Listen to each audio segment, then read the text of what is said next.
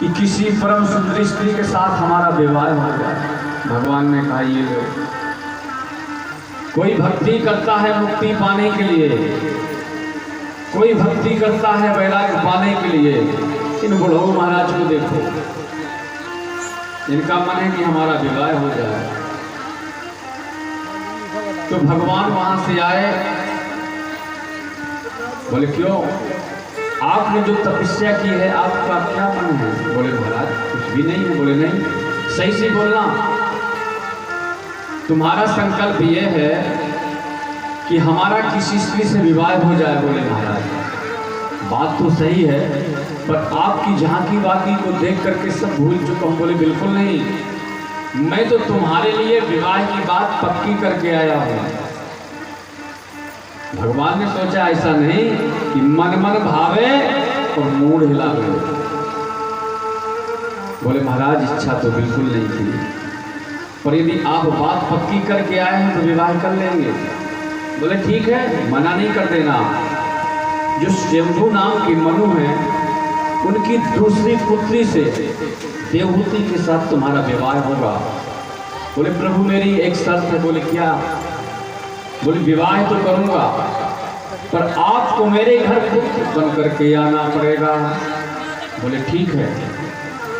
शंभु नाम की मनु आए और अपनी पुत्री का विवाह किया। शंभु मनु से कहा कि विवाह होते ही मैं घर छोड़ करके चला जाऊंगा, एक संतान होते ही। बोले ठीक है। इस प्रकार से जब यहाँ पर शंभु मनु का विवाह हुआ, विवाह होते ही पृथ्वी की स्थापना करने के बाद विवाह संपन्न हुआ। विवाह के बाद यहाँ कर्दम जी की समाधि लग गई। जब यहाँ कर्दम जी की समाधि लग गई, एक दिन देवहूति माता ने देखा 40 वर्ष तक कर्दम जी की समाधि लगी रही है। कर्दम जी ने कहा देवी इतने दिन तुम कहाँ रही? बोले यही रही मैं। बोले तुमने क्या खाया क्या पिया? बोले कभी पत्ते तोड़ करके खा लेती थी, कभी जल पान करके रह लेती थी। माता के जो केश हैं जटा में परिणत हो गए, चेहरे में झुर्रियां पड़ गई। बोले महाराज घर में एक संतान हो जाती तो कितना अच्छा रहता। एक सरोवर में कर्दम जी ने गोता लगाया तो कर्दम जी की उम्र हो गई 20 वर्ष, माता देवहूति की उम्र 16 वर्ष हुई। और वहीं 9 मंजिल का महल बन करके तैयार हो गया। जो माँ देवहूति ने अपने पिता के घर वैभव नहीं देखा, आज वही वैभव एक ऋषि के घर में देख रही हैं। इस प्रकार से यही से श्रीमद् भागवत में कपिल देवहूति संवाद प्रारंभ होता है। यह भागवत का सबसे मार्मिक संवाद है कि तुष्टो हम तब तब मानवी मानदाय शुश्रूषया परिमया पर्याच भक्त्या। यहाँ पर जब रहा दूर, यहाँ पर कर्दम जी ने मन में सोचा कि एक संतान होते ही मैं घर छोड़ करके चला जाऊंगा, पर यहाँ एक संतान की क्या, यहाँ 9 बेटियां हो गई।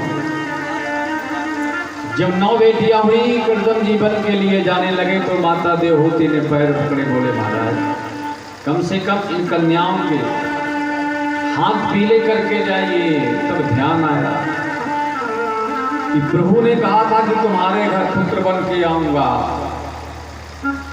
जब यहाँ ब्रह्मा जी को पता लगा तो ब्रह्मा जी भी 9 ऋषियों को लेकर के पहुंच गए, क्योंकि जो 10 ऋषि थे तो नारद जी तो पहले विरक्त हो चुके थे। बोले ना आपको भटकना पड़ेगा न मुझे भटकना पड़ेगा। आपके घर 9 कन्या, मेरे घर 9 ऋषि। इस प्रकार से विवाह हुआ। 9 ऋषियों का विवाह 9 कन्याओं के साथ हुआ। उसके बाद आज माता ने सुंदर व्यास कृति बनाई और भगवान कपिल का सुंदर श्रृंगार किया। यही सांग सास के उद्गाता हैं भगवान कपिल। बोल कपिल भगवान की जय हो। कि निर्विघ्नानितिरां धूमन्य सदिन्द्रिय तर्शनात् येन संभाव्यमानेन ना प्रपन्नां धम्तमाप्यवो। यहाँ पर माता देवहूति ने कपिल भगवान से प्रश्न किया। बोले बेटा आज मैं तुमसे कुछ पूछना चाहती हूँ। बोले माँ क्या पूछोगी आप, मैं क्या बता सकता हूँ। बोले ये मेरी जो इंद्रियां हैं, 5 ज्ञान इंद्रियां, 5 कर्म इंद्रियां, ये तो बहुत खतरनाक है। बोले मतलब? बोले कोई इंद्री कहती है कि सुंदर रूप को देखो, सुंदर पकवान मिले। तो भगवान ने कहा यदि कोई स्त्री कहती है, कोई इंद्री कहती है सुंदर पकवान मिले, उसी पकवान को बना करके और भगवान का प्रसाद लगा करके पाए तो इंद्रियों का कोई भी दोष नहीं लगेगा। इस प्रकार से बोले सबसे पहले सत्संग करना चाहिए, सत्संग करना चाहिए और परमात्मा के बारे में चिंतन करना चाहिए। तो बोले बेटा वो तो ठीक है, पर ये पता कैसे लगेगा। बोले सबसे पहले आपको श्रीमद् भागवत का श्रवण करना पड़ेगा, राम कथा का श्रवण करना पड़ेगा, महापुरुषों का सत्संग लेना पड़ेगा, जब तो आपको पता लगेगा। बोले वो तो ठीक है, पर ये बताओ बंधन किसका होता है? बंधन मन का होता है कि बंधन इंद्रियों का होता है? भगवान ने कहा माँ बंधन होता है मन का, इंद्रियों का कोई बंधन नहीं होता। जिसका बंधन नहीं होता उसकी मुक्ति का सोचना भी तो प्रायश्चित है। तो सबसे पहले परमात्मा का ध्यान करना चाहिए। तो ध्यान कैसे करना चाहिए? कि हासं हरेर वनिता खिलोके तीव्रा शोकासु सागर विशेषण मृत्युदारा सम्मोहिनाय चरितं निजमायस्या भूमण्डलं मुनिकृते मकरध्वजस्या हासं हरेर वनिता खिलोकतीव्रा। सबसे पहले परमात्मा के मुखार गंध का चिंतन करना चाहिए। भगवान श्री कृष्ण की सबसे बड़ी भक्ति क्या है? अहरनिश मुस्कुराइए। भगवान कृष्ण के जीवन में जितना संकट आया तो शायद किसी देवता के जीवन में आया नहीं आया। उनका जन्म कहाँ हुआ? जेल खाने में, जहाँ डाकुओं को बंद किया जाता है। 1 घंटे के थे, गोकुल भागना पड़ा। 6 दिन के थे, मौसी जी आ गई। कितने दैत्यों का संहार किया, पर आज तक कर्म में हाथ रख करके नहीं बैठे। तो सबसे पहले परमात्मा का ध्यान करें। सबसे पहले चरणार बिंदुओं का ध्यान करिए, फिर घुटनों का ध्यान करिए, फिर कटिम प्रदेश का ध्यान करिए। इसके बाद यहाँ कपिल भगवान ने ध्यान के बारे में श्रवण करवाया। बोले माँ जब व्यक्ति 1 दिन का होता है तो फुलके के समान होता है, जब 1 महीने का होता है तो बुलबुले जैसे होता है, जब 3 महीने का होता है तो उसमें प्राण तो संचरित हो जाता है। मैंने कहा वो तो ठीक है, जब जीव गर्भ में रहता होगा तब तो बड़ा सुख होगा। बोले भैया मत पूछ, गर्भवास समम दुखम भूतो न भविष्यति। यदि माताएं कुछ चटपटी वस्तु भी खा लेती हैं तो भी उसको वेदना होती है। वह खूब स्तुति करता है गोविंद की, हे प्रभु 1 बार मुझे बाहर निकालें, दोबारा मैं कभी ऐसा कार्य नहीं करूँगा। भगवान कहते हैं अरे बाप रे, यहाँ तो तू स्तुति करता है, और बाहर निकालते ही सब कुछ भूल जाता है। जब ठीक 9वें महीने का समय आया, प्रसव वायु का वेग हुआ, उसने जन्म ले लिया। जब जन्म हो गया, बोले बेटा अब तू सुखी होगा। बोले मैया मत पूछ, न बाहर सुख न भीतर सुख। अब यहाँ जन्म हो गया। एक समझने की बात है, हमारे आपके जीवन की यात्रा कहाँ से चलती है? जन्म से। जब व्यक्ति का जन्म होता है तो सबसे पहले बालक रोता है, रोने के बाद चीखता है। घर वाले पूछते हैं भैया लाला हुआ कि लाली? यदि बालक नहीं रोता तो घर वाले रोने लग जाते हैं। तो हमारे आपके जीवन की यात्रा यहाँ से प्रारंभ होती है। जब भी कभी आप यात्रा में निकले, कोई व्यक्ति यदि आपको रोता मिल जाए तो अशगुन माना जाएगा, चीखता मिल जाए तो अशगुन माना जाएगा, कोई पूछने वाला मिल जाए कि किधर जा रहे हैं वो भी अशगुन माना जाएगा। ये तीनों चीजें एक साथ नहीं होना चाहिए। यहीं से जीवन यात्रा प्रारंभ होती है हमारे आपके हर व्यक्ति के जीवन में। बोले माँ न बाहर सुख न भीतर सुख। जन्म हो गया, खटमल खा रहे हैं, मक्खियां खा रही हैं, अपनी पीड़ा किसी बता नहीं पा रहा। जो माता की सूझबूझ हो वही करती जाती है। यहाँ कान में दर्द हो रहा है, मैया दूध पिलाए जा रहे हैं। बोले मैया बिल्कुल सुख नहीं। बोले ठीक है, अब तो बड़ा हो गया, अब तो सुख हो गया। बिल्कुल बोले बिल्कुल नहीं, अब तो बड़ा हो गया तो जो दिमाग है बट गया, मित्रों में बट गया, घर में बट गया, परिवार में बट गया, माता में, पिता में। इस प्रकार से बोले ठीक है, और बड़ा हुआ। बोले अब तो विद्याएं पढ़ने जाने लगे। तो कौन सी विद्या पढ़ रहे हैं? पेट भरने की विद्याएं पढ़ रहे हैं, खूब डिग्री ले रहे हैं। ये नहीं कि विद्या पढ़ेंगे तो हरि का भजन करेंगे। विद्या पढ़ने के बाद विवाह हो गया तो जितनी भी ममता थी सब श्रीमती जी के चरणों में बांध ली। अब तो जैसा हाई कमान का आदेश होगा वही होगा। आगे चल करके बच्चे हो गए, जीवन एक दलदल हो गया।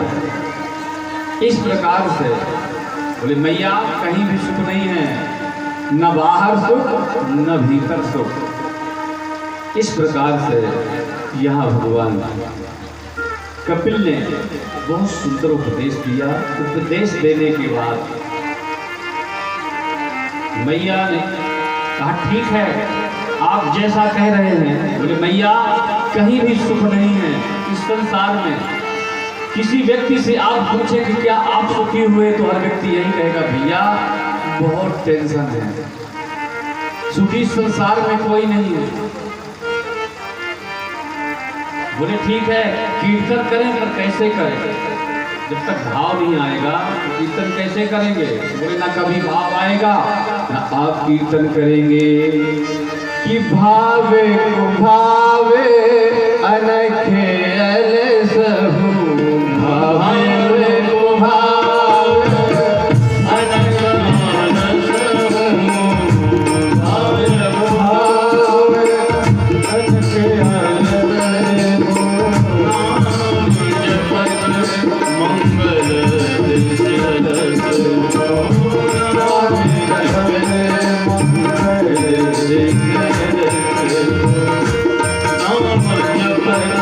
मंगल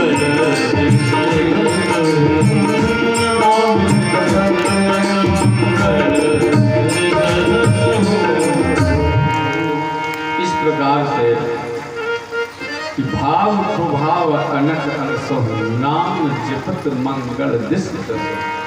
अरे कैसे बीतेगी रे भैया, कैसे बीतेगी, कब हूँ कियो न राम भजनवा तो पे कैसे बीतेगी रे भैया।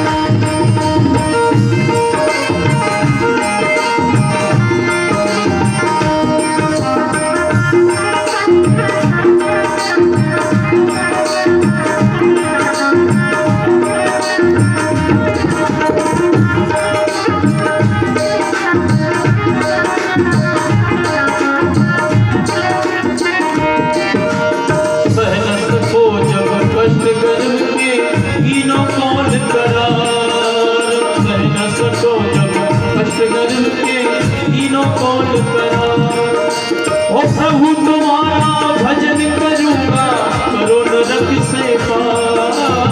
प्रभु तुम्हारा भजन करूंगा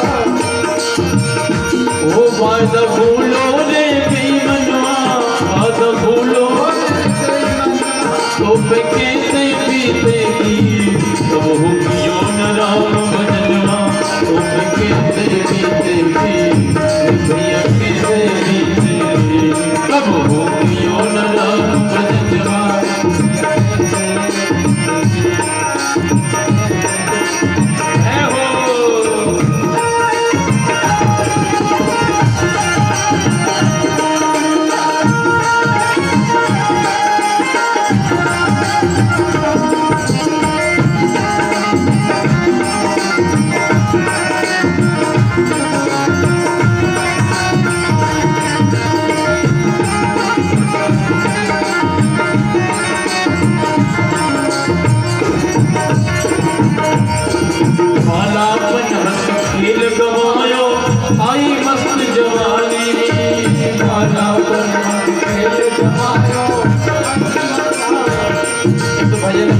जीवन की सच्चाई है हम क्या क्या करते हैं वो क्या करते करते चले जाते हैं जो करना चाहिए वो भूल जाते हैं।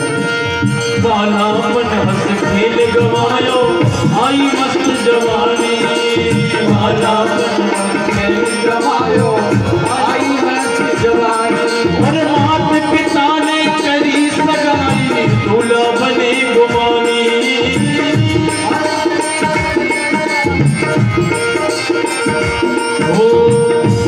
बंद गए हाथन में कंगनवा बंद गए हाथन में कंगनवा तो पे कैसे बीतेगी राम भजनवा कैसे बीतेगी कैसे बीतेगी भजनवा कैसे बीतेगी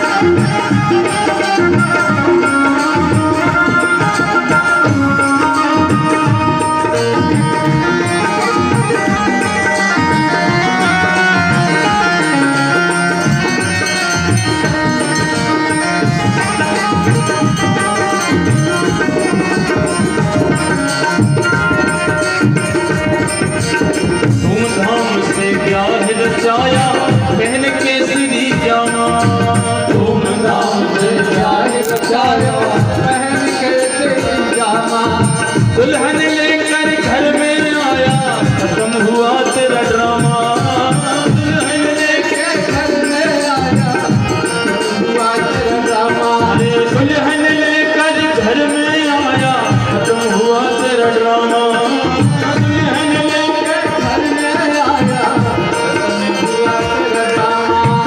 वो बन गए सजनी के सजनवा बन गए सजनी के सजनवा तो पे कैसे बीतेगी कबहू कियो न राम भजनवा तो पे कैसे बीतेगी ये कैसे बीतेगी कबहू कियो न राम भजनवा कैसे वो कैसे बीतेगी रे भैया कैसे बीतेगी रे भैया कैसे बीतेगी रे भैया कैसे बीतेगी रे भैया कैसे बीतेगी वो कियो न राम भजनवा कैसे बीतेगी रे भैया कैसे बीतेगी वो कियो न राम भजनवा कैसे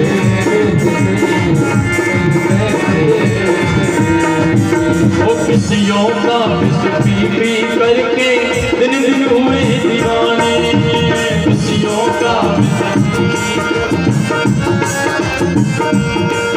और बालक से फिर बाप कहा अब बाबा कहानी बालक से बाप कहाए आए गो नीरो चौथो पंजवा आए गो नीरो चौथो पंजवा तो पे कैसे बीतेगी वो पियो न राम बजना तो पे कैसे बीतेगी भैया कैसे बीतेगी सब पियो न राम बजना भैया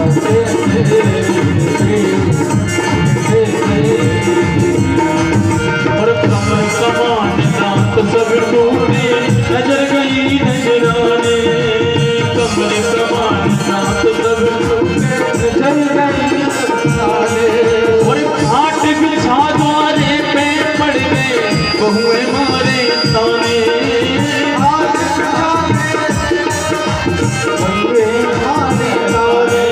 अरे घाट बिछा द्वारे पे पड़ गए बहुए मारे ताने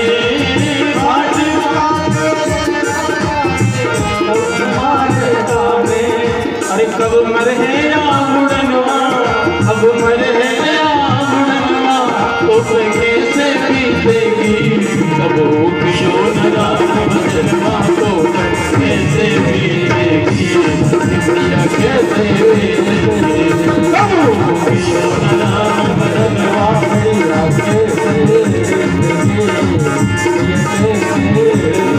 कैसे बीतेगी भैया कैसे बीतेगी भैया कैसे बीतेगी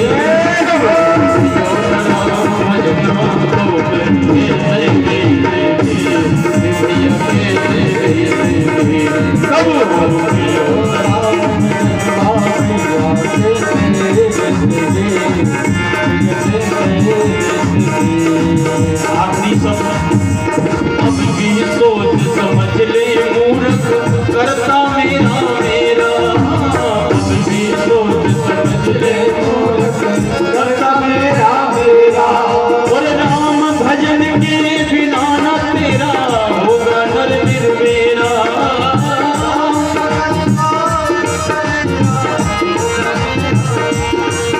अरे राम भजन के बिना न तेरा होगा नर निर्मेरा राम भजन के बिना न तेरा होगा नर निर्मेरा अब भी कर ले कोई जतनवा अभी भी कर ले ऐसा मौका मिलता है जब ऐसे सदगुरु भगवान पधारते हैं ऐसे संत पधारते हैं तब ऐसा मौका मिलता है नहीं तो हमारा जीवन पूरा तेल लकड़ी में ही सबका जा रहा है और सभी का समय इसी में बीत रहा है लेकिन समय सार्थक तब होता है जब गुरुजनों की कृपा होती है ऐसे परम पूज्य गुरुदेव भगवान का यहाँ पर आगमन हुआ आप सब लोग बैठ के श्रवण कर रहे हैं तो यह शिक्षा गुरुजनों की है अभी भी कर ले कोई जतनवा अभी भी कर ले कोई जतनवा तो कैसे बीतेगी हाथ भरे करके ताली बजाते हुए सब लोग अरे कब हो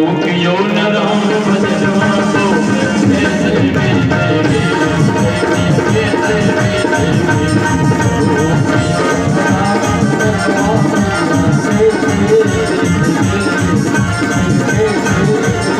कैसे बीतेगी भैया कैसे बीतेगी भैया कैसे बीतेगी भैया कैसे बीतेगी भैया कैसे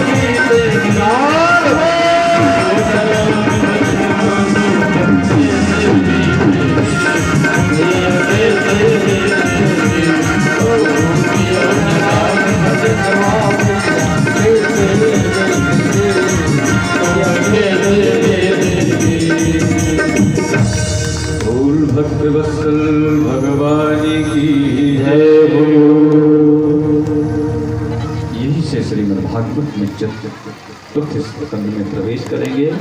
यहाँ मनोकन्याओं के वंश का वर्णन है। माता देवहूति का वंश आगे नहीं चला। देवहूति माता 3 बहनें थी, आत्मरूपी, देवहूति और प्रसूति। प्रसूति नाम की जो बहन है वो दक्ष प्रजापति से ब्याही गई। एक बार ब्रह्मा ने पूरे देव परिकर को एकत्र किया। उसके बाद पूरे देवताओं का छठ प्रजापति को नायक बनाया। जब ब्रह्मा ने पूरे देव परिकर का नायक बनाया, उसी सभा में दक्ष प्रजापति पहुंचता है।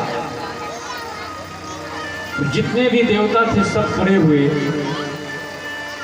ब्रह्मा, विष्णु और महेश, शंकर ये नहीं खड़े हुए। और तो सबको देखा तो कुछ नहीं बोला। जब वहां भगवान शंकर को देखा तो लाल पीला हो गया।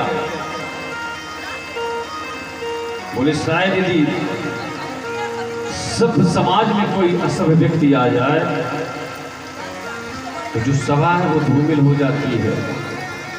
एक दूसरे का मुंह देखने लगे। भैया इस सभा में ऐसा कौन सा असभ्य व्यक्ति आ गया? तो दक्ष ने कहा, रे इधर उधर क्या देखते हो? ये सामने नहीं दिखता तुम्हें? ये जो शंकर बैठा है बंदर सी आंख वाला। और लोगों ने कहा, भैया ये तो तुम्हारे दामाद हैं। जब अपनी बेटी का विवाह किया तब तुम्हें दोष नजर नहीं आया? बोले मैं अपनी पुत्री का विवाह कभी ना करता। कहाँ मेरी इतनी सुंदर पुत्री मृग लोचनी, और ये कहाँ बंदर सी आंख वाला? भगवान शंकर कुछ नहीं बोले।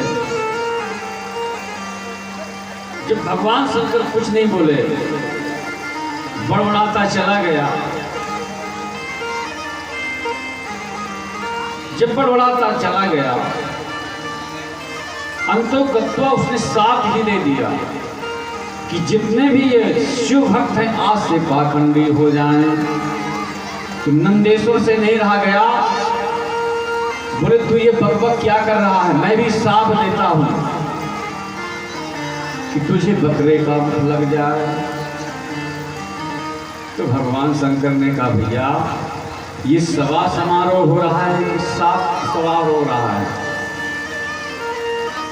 उसी समय भृगु जी ने कहा, नंदी तू ये बकबक क्या बोल रहा है? ये तो ससुर दमान का आपसी झगड़ा है। बात बढ़ती चली गई। भगवान शंकर ने कहा, भैया ससुराल में तो गाली सबको सुननी पड़ती है। कई लोग पहले गाली सुनते हैं, हम बाद में ही सुन लेते हैं। साफा साफी होने लगी। भगवान शंकर वहां से चले गए, कुछ भी नहीं बोले। अब तो दक्ष ने क्या किया कि कनखल में एक बहुत बड़ा यज्ञ का आयोजन किया। तो जितने भी देवी देवता थे सबको निमंत्रण दिया, पर भगवान शंकर को कोई चिट्ठी पत्री उसने नहीं दी। जितने भी देवता हैं सब सुबह से आज कैलाश पर्वत से ही जा रहे हैं, क्योंकि सबको पता है ये बात सभी देवी देवताओं के सामने हुई थी। आज माता सती ने देखा, बोले आज ये सवेरे से ये विमान गड़गड़ा रहे हैं, कहाँ जा रहे हैं? इशारे से पूछ लिया, अरे बहन तुझे नहीं मालूम पिता के घर कितना बड़ा यज्ञ हो रहा है, अब तू यहाँ बैठी है। माता सती का माथा ठनक गया, हे भगवान मेरे पिता के घर यज्ञ और मुझे है कोई निमंत्रण नहीं। भगवान शंकर के शरण दबाना प्रारंभ किया। भगवान शंकर ने कहा, देख क्या बात है? बोले हम लोगों का तो हम लोग तो पतिव्रता है, पतिव्रता स्त्रियों का धर्म ही यही है। भगवान ने कहा, अच्छा आज कुछ तुम ज्यादा ही पतिव्रत धर्म निभाई जा रही हो। बोले नहीं महाराज, ये जो विमान जा रहे हैं सुबह से, मालूम ना कहाँ जा रहे हैं? बोले वो तो मैं सवेरे से देख रहा हूँ। बोले शायद आपको ये मालूम नहीं कि कहाँ जा रहे हैं? बोले मुझे पता है। तो माता सती ने कहा, ये नहीं कहा कि मेरे पिता के घर यज्ञ हो रहा है, कि प्रजापतस्ते शुश्रूषस्य साम्प्रतं निर्यापितो यज्ञमहोत्सवः वयं च तत्राविश्राम्यवामिते यद्यातितानि विबुधा व्रजन्ति ते। आपको मालूम है आपके ससुर के यहाँ कितना बड़ा यज्ञ हो रहा है। और सबसे पहले देखिए, जब माताएं आपस में बात करती हैं तो मालूम है कैसे करती है, अरे तुम क्या जानो, मेरे पिता के घर में ऐसा है, मेरे पिता के घर में वैसा है, अपना अपना ज्यादा करती हैं। पर आज पूरी शब्द शैली बदल दी कि आपके ससुर के यहाँ कितना बड़ा यज्ञ हो रहा है। चूंकि अपना तो देखे तो भगवान शंकर ने कहा वो तो ठीक है, पर क्या निमंत्रण आया था? बोले महाराज निमंत्रण तो जरूर आया होगा, पर कभी कभी क्या होता है कि डाक मिस हो जाती है, ऐसा हो नहीं सकता। भगवान शंकर कुछ भी नहीं बताते। बोले एक बार चलिए, तो भगवान शंकर ने कहा देवी ऐसे कैसे जाएं? वहां जाना चाहिए जहां स्नेह हो, प्रेम हो। हम किसी सभा में जाएं और जाते ही शायद व्यक्ति हमें मुंह फेर ले तो क्या मतलब? आवती ही हर से नहीं, नैनन नहीं सरे, आवती ही हर से नहीं, नैनन नहीं सरे, तुलसी कहाँ न जाइए, तुलसी कहाँ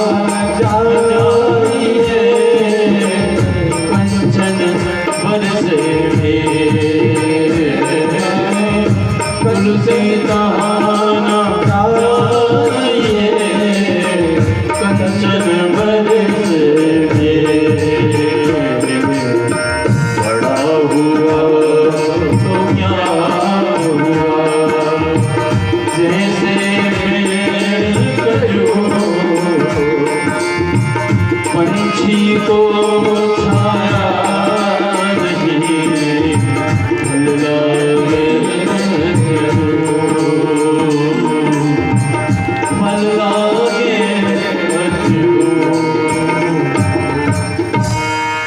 इस प्रकार से बोले महाराज आपने बैठे बैठे ये कैसे सोच लिया?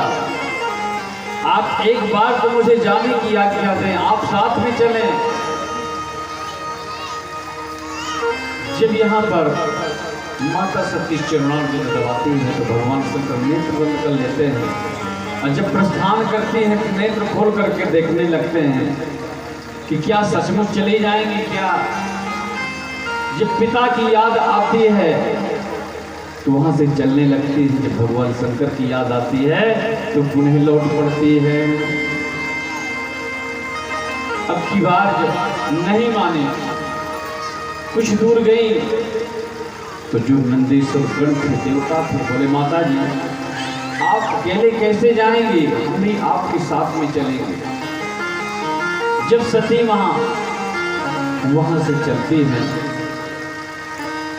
तो सबसे पहले एक दक्ष ने नियम लगाया था कि जो भी व्यक्ति शिव से संबंध रखेगा वो मेरा सबसे बड़ा बैरी होगा। जब और बहनों ने देखा तो क्या कहना प्रारंभ किया मालूम है?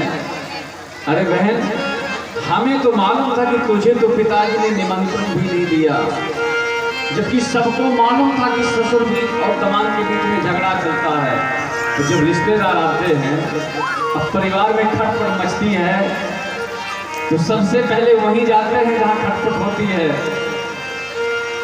वहाँ माहौल जरूर लेंगे कि क्या चल रहा है, वहीं अपना अड्डा जमाएंगे और वहीं चप्पल जूते उतारेंगे, वहीं थैला बक्सा रखेंगे।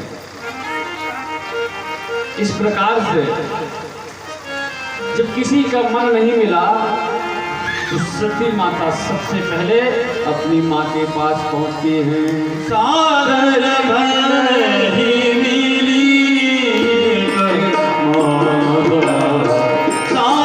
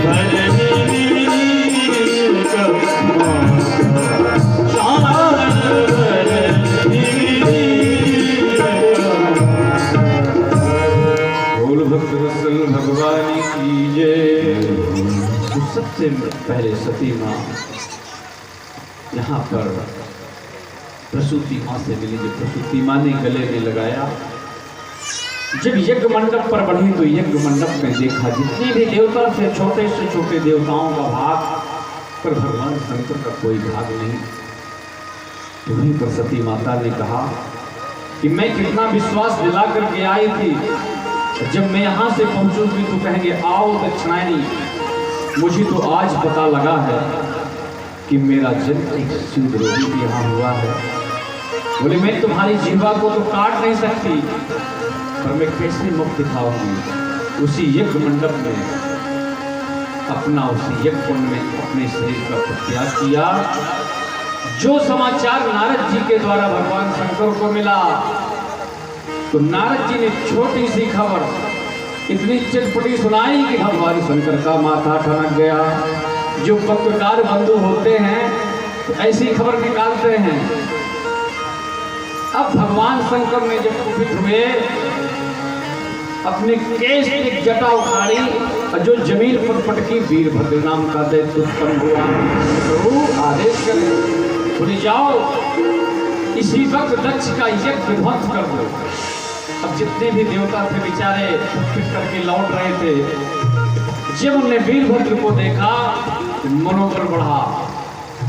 उसी यज्ञ में जब पहुंचे तो जितने भी देवता थे जोर से जब तूफान आ गया, बोले बंदी बना लो, कोई भागने ना पाए। जब पूरे यज्ञ मंडप पर आक्रमण किया तो दक्ष का सबसे पहले सिर धड़ से अलग किया, बोले स्वाहा। जो यहाँ के आचार्य थे प्रभु जी महाराज, बोले महाराज हम पिट रहे थे, ये खूब बत्तीसी दिखा करके हंस रहे थे। जो जोर का मुक्का मारा, पूरी बत्तीसी बाहर निकालना। हर देवताओं के अंग प्रतंग हो गए। जितने भी देवता थे सब ब्रह्मा की शरण में पहुंचे। बोले महाराज रक्षा करिए। बोले भाग तो हमें मिला था पर हम नहीं गए, तुमने भाई भाग लिया है तो तुम जानो। भगवान विष्णु की शरण में गए। भगवान विष्णु ने कहा भाई हम भी नहीं गए। तूने ब्रह्मा जी से जब आके निवेदन किया तो ब्रह्मा जी ने कहा ठीक है। भगवान शंकर के पास पहुंचे तो भगवान शंकर से कहा प्रभु उस यज्ञ को आप पूरा करें। तो भगवान शंकर ने कहा कि हमें भाग मिलेगा। बोले महाराज आज से यज्ञ में जो अवशेष सामग्री बचे वो सब आपकी है। जैसा कि यह यज्ञ हो रहा है आपके यहाँ 18 पुराण महायज्ञ है। यज्ञ में सबको सहयोग करना चाहिए। कोई मन से करे, कोई तन से करे, कोई धन से करे। हर व्यक्ति ये सोचे कि आज किस देवनी सरकार की कृपा से या भक्ति ग्रामवासियों ने आज से यहाँ ये पावन क्षेत्र है, ये तीर्थ है, यहाँ 33 कोटि देवता विराजमान हैं। ये साधारण भूमि नहीं है जहाँ आप लोग विराजमान हैं। ये तो बड़े सौभाग्य का विषय है कि एक पुराण करने में सोचना पड़ता है, और आज यहाँ अष्टादश पुराणों का हमें आपको दर्शन मिल रहा है। तो ये भी लाल जी की कृपा से हो रहा है। इस प्रकार से जब यहाँ से भगवान शंकर ने कहा जजमान को बुलाओ, बोले महाराज जजमान तो ये पड़े हैं। तो वहीं बकरे का सिर लगाया गया। जब दक्ष ने भगवान शंकर की स्तुति करना चाहिए तो भगवान शंकर को हंसी आई। आज भी देखते होंगे जो भगवान शंकर के भक्त हैं तो बम बम बम बम करते हैं। उसका मतलब होता है कि भगवान शंकर को अपने शत्रु जी की स्मृति हो जाती है कि प्रिय व्रतोत्तान पादो सत्यरूपा प्रत्येषु वासुदेवस्य कलिया रक्षाया जगता स्थितो। ये हुआ आकृति देवहूति का वंश। जो पुत्र थे प्रियव्रत और उत्तानपाद। प्रिय माने अच्छा, व्रत माने प्रतिज्ञा। जिसके जीवन में सुंदर प्रतिज्ञा हो उसे प्रियव्रत कहते हैं। एक बार क्या हुआ, महाराज उत्तानपाद किसी सुदूर जंगल में गए। वहां की राजा की कन्या को देखा, उसके सौंदर्य पर मोहित हुए, गंधर्व विधि से उसके साथ विवाह किया। विवाह करके घर ले आए। हर उत्तानपाद की 2 पत्नी होती हैं। हम और आप भी उत्तानपाद हैं। सुष्ठुर नीतिर ये जो शास्त्र की नीति पर चले उसे सुरुत कहते हैं। जो मनमानी नीति पर चले उसे सुरुत कहते हैं। सुरुत और सुरुत। जब यहाँ से उत्तानपाद महाराज आए, खूब ढोल नगाड़े बज रहे थे। उत्तानपाद महाराज ने सोचा कि हो सकता है कि मैं शादी करके आया हूँ तो लोग इसी खुशी में ढोल नगाड़े कूद रहे हों। तो पालकी से मुंह निकाला, बोले भैया क्या बात है? बोले महाराज अभी अभी हमें पता लगा है कि बड़ी महारानी गर्भवती है। बोले हे भगवान, अब तो मैं विवाह कर लाया, अब क्या होगा? जब उत्तानपाद महाराज महल में प्रवेश किया, उत्तानपाद की जो पत्नी है सुरुचि, बोले या तो ये हमें रखो या तो मुझे रखो। उसी समय उत्तानपाद ने अपनी पहले वाली पत्नी का सुनीति का परित्याग किया और सुरुचि को रख लिया। इस प्रकार से कुछ समय के बाद जिस बालक ने जन्म लिया उसी को हम ध्रुव कहते हैं।